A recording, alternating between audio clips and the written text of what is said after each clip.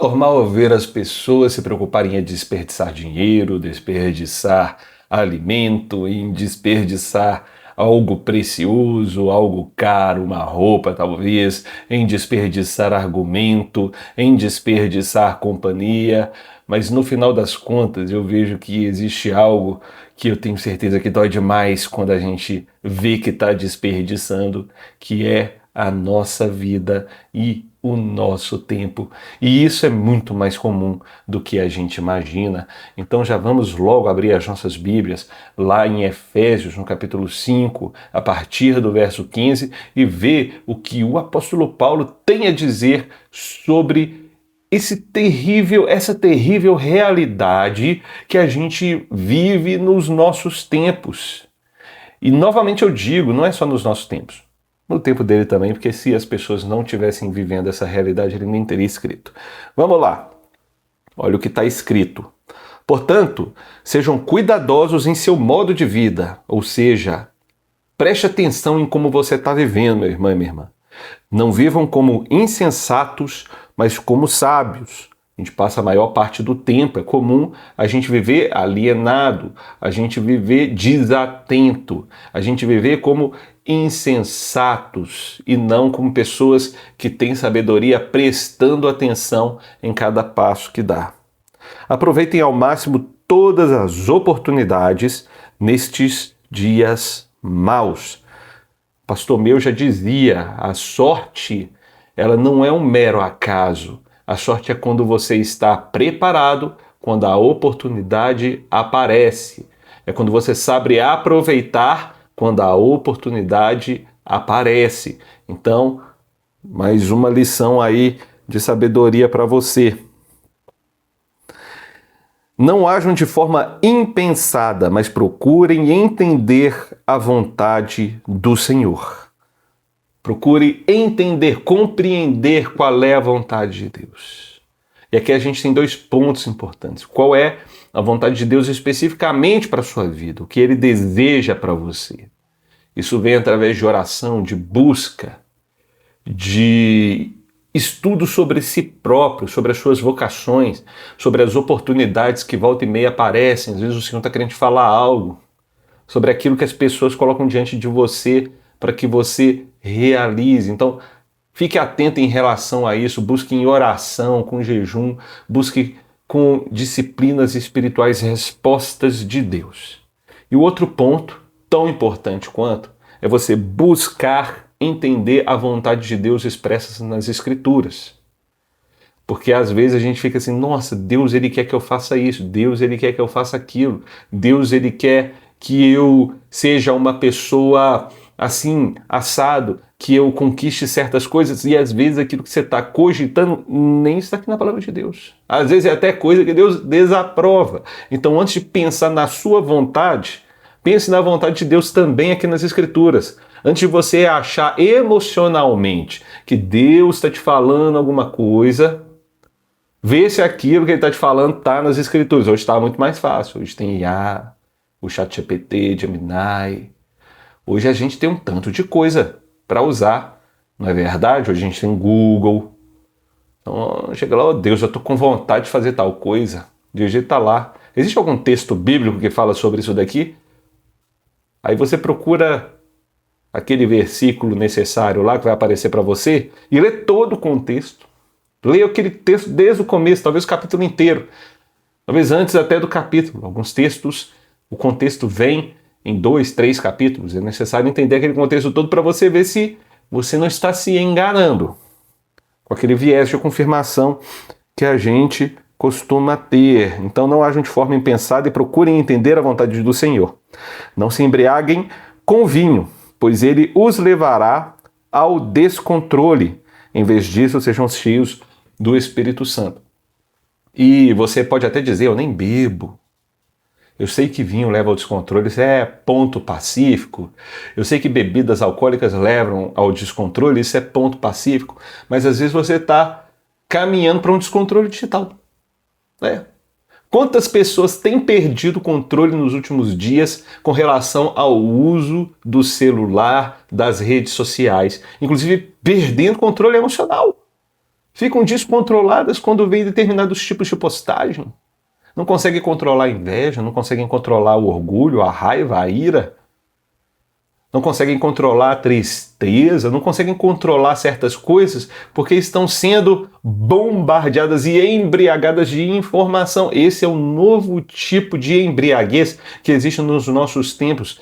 Paulo está dizendo, não se embriaguem com nada que leva ao descontrole. O vinho é uma coisa, mas eu tenho certeza que ele expande isso para todo esse universo de descontrole que a gente pode viver. Tá? Como que a gente vai fazer isso? Sendo cheios do Espírito Santo. Quem é cheio do Espírito Santo? A primeira marca de quem é cheio do Espírito Santo é a capacidade de se autocontrolar. É a capacidade de modelar a sua vida e seu controle com base naquilo que é a palavra de Deus. Não é a quantidade de profecias que você professa por aí que você recebe. Não é a quantidade de sonhos que você tem. Não é a quantidade de oração em línguas para você que crê em oração em línguas. Não é essa quantidade exuberante que você possa ter de sapateados, de fogo. Não é isso que determina o quão cheio do Espírito Santo você é. O que determina o quão cheio do Espírito Santo você é a sua capacidade de moldar e modelar sua vida e controlar a sua vida de acordo com a vontade de Deus. Não ser descontrolado pelas coisas desse mundo, pelas idolatrias deste mundo. E como que a gente consegue ser cheios do Espírito Santo? Paulo já dá a resposta. Em vez disso, sejam cheios do Espírito Santo, vírgula. Ele continua o texto, cantando salmos, hinos, cânticos espirituais entre si, louvando o Senhor de coração com música. Por tudo deem graças a Deus o Pai, em nome de nosso Senhor Jesus Cristo. Então Paulo ele dá essa introdução e a sequência do capítulo ele fala de um modo de viver que agrada a Deus, mas a gente vai se ater a essa primeira parte.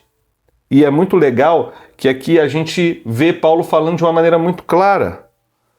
A gente precisa cantar, a gente precisa louvar, a gente precisa orar, agradecer. A gente precisa ter esse tipo de comportamento que agrada ao Senhor. A gente se torna cheios do Espírito Santo quando a gente tem esse tipo de estilo de vida. Então, ele começa dizendo, sejam cuidadosos com seu modo de vida. E ele termina mostrando o estilo de vida que é necessário para a gente ser cheio do Espírito Santo, cantando salmos, hinos, cânticos espirituais e sendo grato a Deus, orando em nome de Jesus. Então aqui existe um segredo de um estilo de vida que agrada a Deus. E Lucas, o que isso tem a ver com a perda de tempo? A gente pode estar desperdiçando a nossa vida, porque a gente vive uma vida completamente descontrolada. O sistema mundano que a gente vive, ele nos induz, ele nos tenta jogar um estilo de vida com muita perda de tempo, com muito entretenimento, com muito circo, com muita distração. E a gente não consegue, boa parte do tempo, reconhecer a vontade de Deus.